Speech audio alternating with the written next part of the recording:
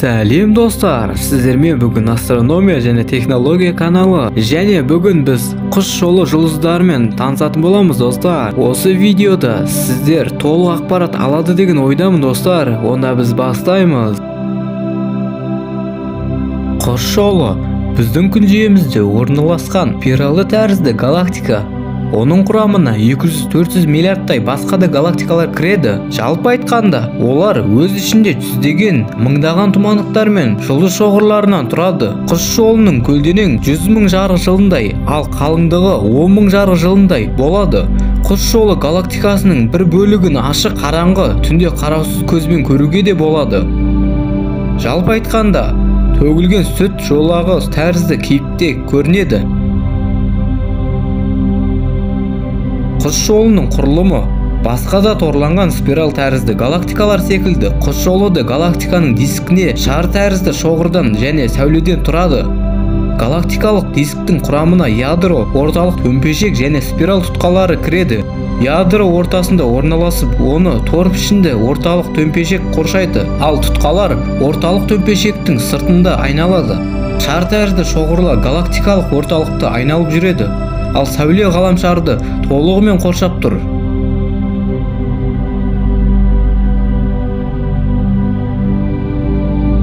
Орталық құс жолының ортасында мерген деп аталатын өте алып қара құрдым орналасқан.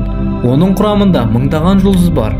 Олардың көбі ескі қызыл басты тізбекті, ақ ергежейлі нейтрон жұлдыздар және қара құрдым доғалары квинтуплет және JC жұлдыз шоғыры.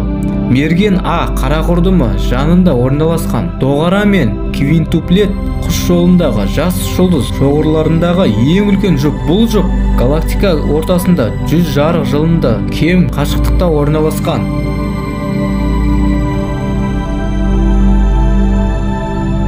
Ореол үлкен бұлыңғыр шар тәрізді ыстық газдардан және қараңғы материядан тұратын бұлыт. Ол құс жолы жазығынан 5000-нан 10.000 жарық жылына дейінгі жазықтыққа биік және төмен орналасқан. Ореолда табылған жұлдыздардың көбі салқын жұлдыздар.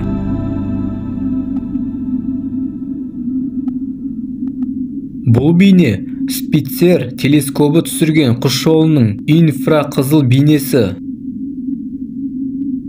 Тұтқалары 2008 жылға дейін астрономдар құс жолының айналасында қозғалып жүретін 4 тұтқа бар деп есептеп келді. Алайда НАСАның Спитцер ғарыштық телескобы 2008 жылға түсірген суреті құс жолының екі басты тұтқасының, яғни Скутум, Кентавр және Персей тұтқаларының барын анықтады.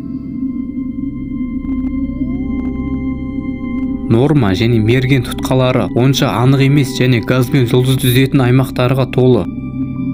Бұл бейне құс жолының тұтқалары және ондағы күн жүйесінің орналасуы. Пистолет жұлдызы құс жолындағы ең жарық жұлдыздардың бірі.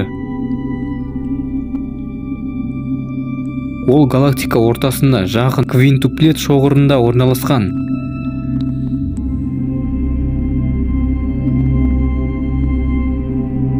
Достар, осымен біздің видеомыз аяқталады. Бүгінгі біздің тақырыбымыз құс жолы болды және құс жолы жұлдыздарымен бірталай ақпараттар алмасқаныма мен өте қуаныштымын. Егер түсінбеген жағдайлар болса, пікірлеріңізді қалдырып кетсеңіздер болады.